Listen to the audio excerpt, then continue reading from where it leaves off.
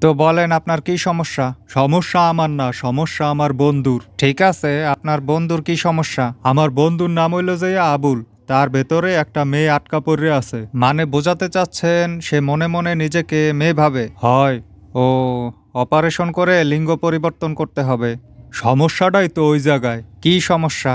আবুলের ভেতরে যে মেয়েটা আছে হ্যার নাম সকিনা। সকিনার ভেতরে আবার একটা ছেলে আটকা পড়ে আছে। মানে সকিনা মনে মনে নিজেকে ছেলে মনে করে?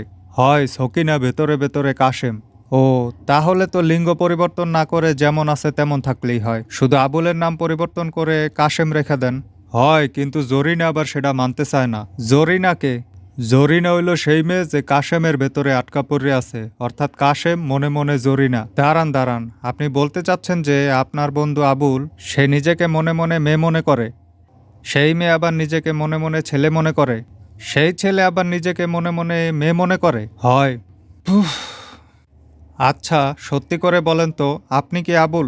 যে না, আবুল আমার বন্ধু। তাহলে আবুলকে সাথে করে নিয়ে আসলেন না কেন? আনছি তো, এই যে আবুল। এটা তো একটা মোবাইল। হয়, এই মোবাইলটাই নিজেরে মনে মনে আবুল মনে করে।